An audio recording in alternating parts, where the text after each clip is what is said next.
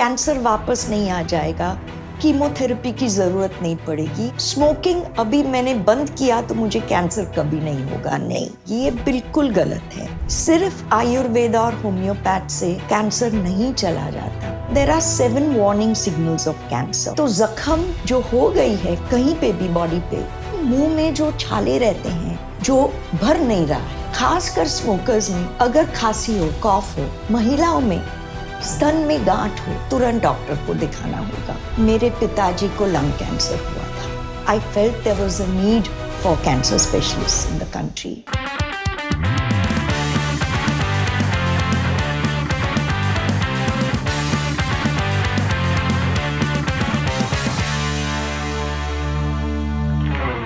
नमस्ते दोस्तों, मैं वीके यानी कि विचारकर और आज हमारे साथ है डॉक्टर शोना नाग जो कि बहुत ही मशहूर मेडिकल ऑन्कोलॉजिस्ट है।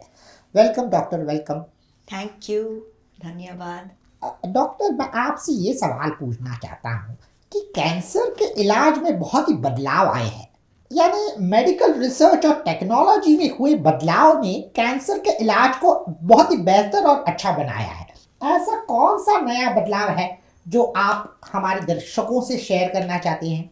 तो आपने बहुत अच्छा सवाल पूछा है। It's a very very important question, क्योंकि हमारे जो डेवलपमेंट्स हो गए हैं पिछले 30 सालों से, तो नई दवाइयाँ आई हैं और ये दवाई अभी एंटीबॉडी के तौर पे, वैक्सीन पे तौर के देते हैं हम लोगों को। फिर टारगेटेड थेरेपीज आई हैं जो सिर्फ कैंसर के सेल्स को अफेक्ट करके बाकी के जो नॉर्मल सेल्स हैं उसे बचा लेते हैं। एंड रेडिएशन में बहुत सारा प्रिसिशन आ गया है, बिल्कुल एक्यूरेट रहता है रेडिएशन का बीम, और सिर्फ ट्यूमर पे काम करता है, बाकी के जो सेल्स हैं वो भी बच जाते हैं। सर्जरीज भी अभी थोड़े मिनिमलिस्टिक हो गए हैं। लैप्रोस्कोपिक सर्जरी है कैंसर के लिए दूरबीन द्वारा। फिर we are also doing robotic surgery for certain cancers, जिससे हमारा स्टे कम हो जाता है, कॉम्प्लिकेशन रेट कम हो जाता है। तो there are lot of new developments in cancer treatment और आगे चल के it will be even better and better.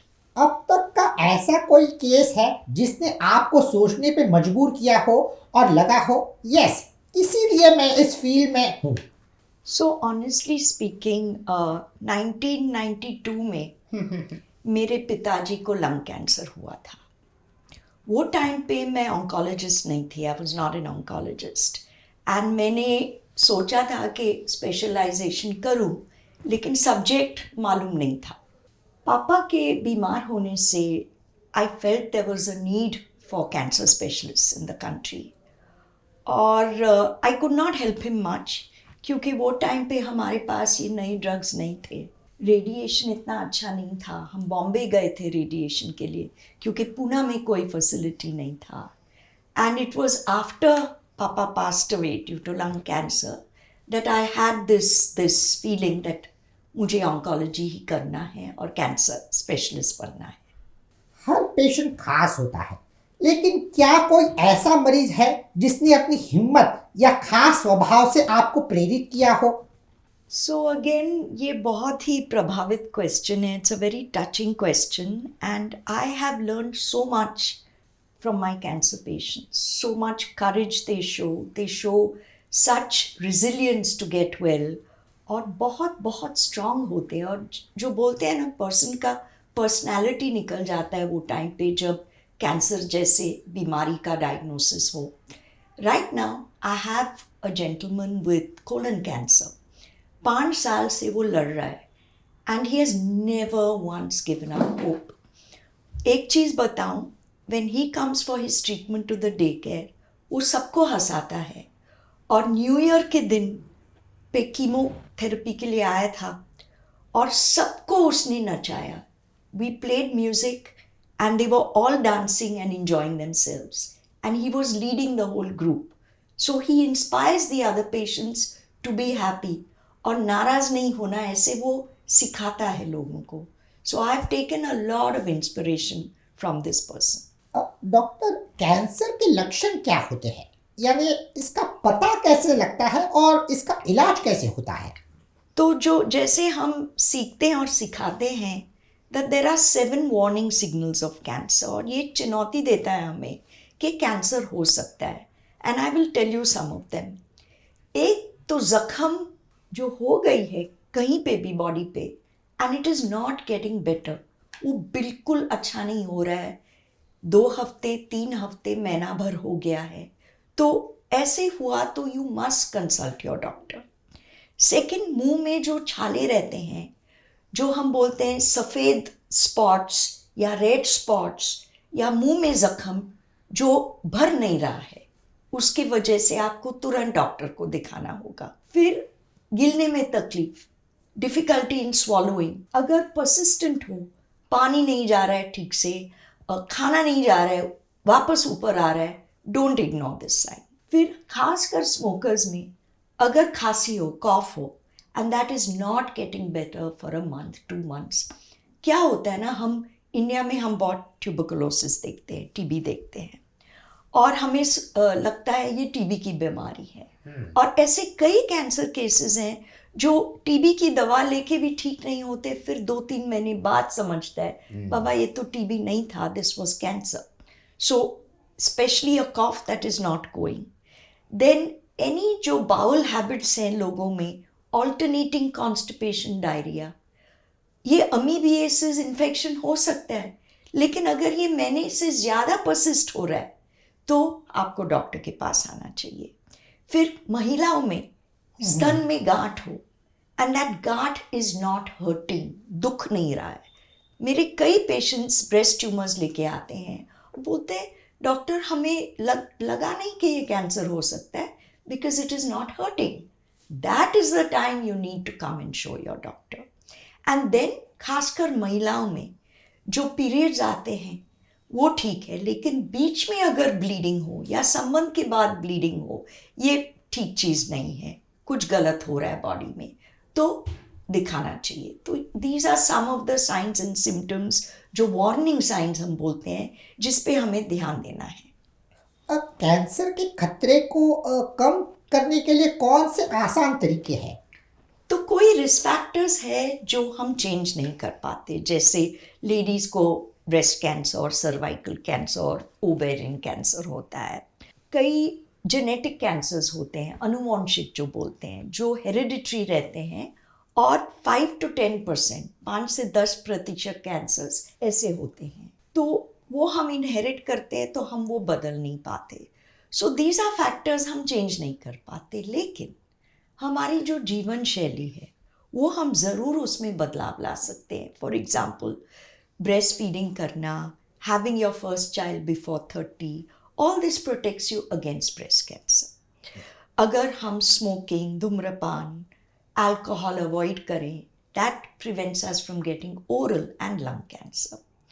And basically ये सब जीवन शैली है. If we can do a healthy lifestyle, follow a healthy lifestyle, सब मॉडरेशन में कीजिए. मैं नहीं बोल रही हूँ जंक फूड मत खाइए बिल्कुल, लेकिन हफ्ते में एक बार, रोज़ नहीं.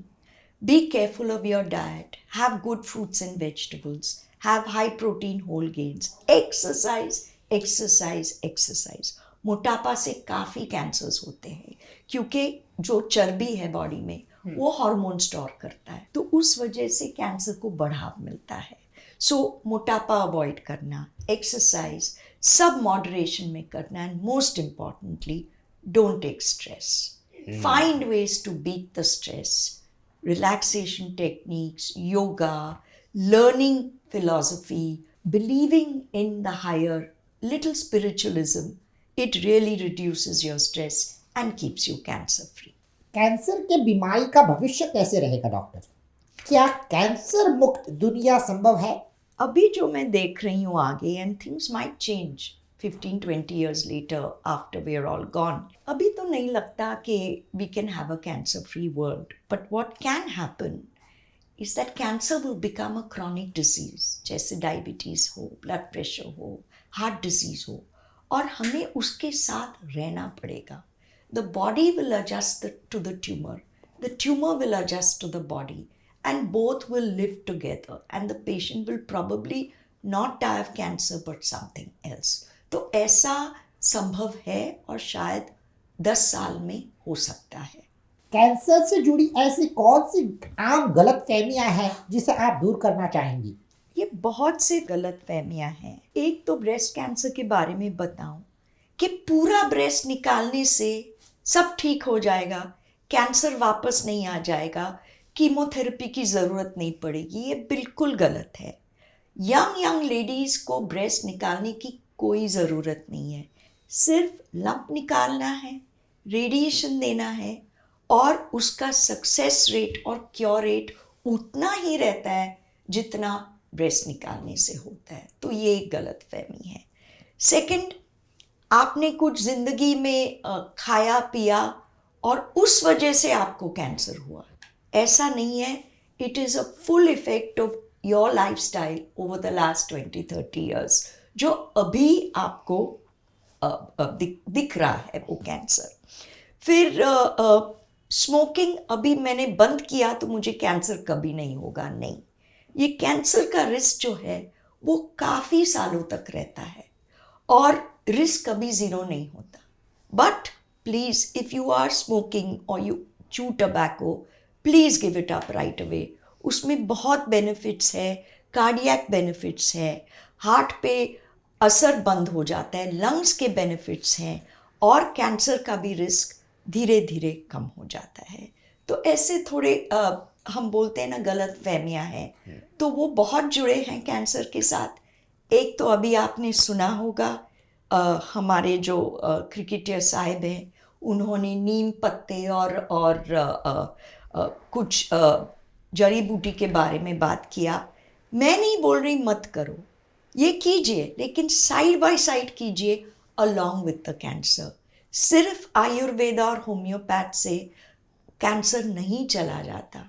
हमें proper radiation, surgery, chemotherapy, immunotherapy, targeted therapy करना ही पड़ता है।